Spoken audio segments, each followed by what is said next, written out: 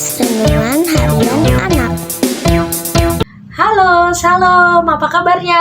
Ayo merapat, kita mulai lagi pelajaran kita di Habatus, hidupku bagi Kristus. Yuk kita berdoa. Tuhan Yesus, kami ucap syukur untuk pelajaran hari ini. Kami diberikan kesempatan untuk belajar tentang kebesaran-Mu. Berkati kami supaya kami mengerti, memahami, dan melakukannya dalam hidup kami. Dan hanya di dalam nama Yesus kami percaya berdoa, haleluya, amin. Kita akan belajar di Keluaran 10 ayat 1 sampai 20. Keluaran 10 ayat 1 sampai 20. Tapi Bu Yona akan membacanya di ayat 13 ya. Lalu Musa mengulurkan tongkatnya ke atas tanah Mesir dan Tuhan mendatangkan angin timur melintasi negeri itu sehari-harian dan semalam-malaman, dan setelah hari pagi angin timur membawa belalang.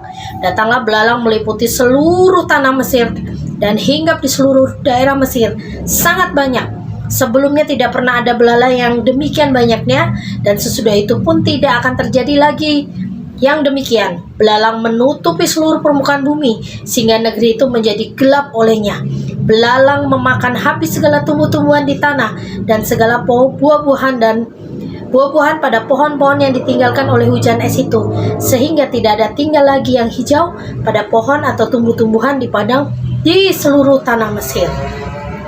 Belalang itu ada banyak jenisnya, tetapi belalang adalah binatang yang rajin apa? Rajin makan. Jadi setiap ada belalang, dia akan selalu menghabiskan apa yang dia hinggap. Bayangkan, satu belalang saja bisa menghabiskan satu pohon jagung. Sudah tahu pohon jagung, adik-adik semua? Nah, bagaimana dengan belalang yang ribuan, jutaan yang memenuhi seluruh Mesir? Sampai diceritakan di Alkitab bahwa tanah Mesir itu menjadi gelap karena belalang.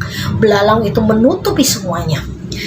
Di daerah Jogja, siapa yang dari Jogja di sini ya? Di daerah Jogja ada namanya oseng-oseng belalang. Jadi belalang itu digoreng dan dimakan. Rasanya enak. Tapi kalau itu untuk 1, 2 atau sekilo, oke. Tapi bagaimana yang banyak? Mengapa Tuhan memberikan belalang? Karena Mesir dikuasai oleh raja yang sangat kejam, dan raja itu tidak mau melepaskan orang Israel. Padahal sudah diingatkan ke pegawai-pegawainya, lepaskanlah saja. Langsung Firaun berpikir, oke lah, saya akan melepaskannya. Datanglah Musa, tapi Musa diberikan janji-janji palsu lagi. Boleh, tapi laki-laki saja. Tapi Tuhan tidak mau, maunya seluruh umatnya untuk keluar. Akhirnya Musa berdoa dan Tuhan menyuruh Musa untuk memukul tongkatnya, dan terjadilah wabah, yaitu belalang. Belalang memakan habis semua makanan. Tumbuh-tumbuhan tidak ada yang hijau lagi, dan semuanya terjadi karena Firaun tidak menepati janjinya. Waktu dia sadar, akhirnya dia memanggil Musa dan berjanji akan mengeluarkan orang Israel dari Mesir. Tetapi janjinya palsu lagi.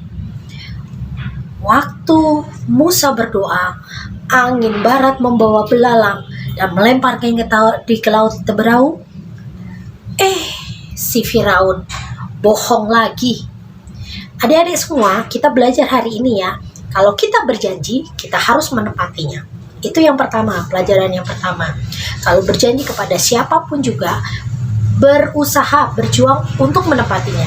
Yang kedua, tidak ada kuasa yang sanggup mengalahkan kuasa Tuhan. Tuhan itu berkuasa, Tuhan itu luar biasa. Kalau dia bertindak, pasti akan terjadi. Dan Tuhan itu ya dan amin. Jadi janji Tuhan itu tidak ada kebohongan. Janji Tuhan itu selalu iya. Kalau dia berjanji akan memberkati adik-adik semua, pasti akan terjadi. Jadi jangan pernah meragukan kuasa Tuhan, jangan pernah meragukan janji-janji Tuhan. Oke? Pelajaran kita hari ini cukup sampai di sini. Jadi adik-adik semua yang sudah mendengarkan firman Tuhan, jalankan dalam hidup adik-adik semua dan jadi berkat. Semangat untuk menjadi anak Tuhan yang menjadi berkat. Anak yang menjadi berkat buat orang banyak. Oke semuanya, kita berdoa. Tuhan Yesus, terima kasih untuk pelajaran hari ini. Kami diingatkan untuk menjadi anak-anak yang menepati janji dan juga tidak meragukan kuasa Tuhan. Terima kasih untuk hari ini. Tuhan, hari ini adalah hari Paskah. Kami ucap syukur karena Tuhan sudah mati di kayu salib untuk kami, sehingga kami menjadi anak-anak yang memperoleh janji keselamatan. Terima kasih Tuhan Yesus untuk kematian-Mu di kayu salib. Dan hanya di dalam nama Yesus kami percaya berdoa. Haleluya. Amin. Selamat Jumat Agung. Adik-adik semua, jangan lupa kuasa Tuhan ya. Kita memperingatinya Jumat Agung dengan hati yang mengucap syukur karena Tuhan sudah mati di kayu salib. Bye. Tuhan Yesus memberkati. Habatus Renungan Harian Anak.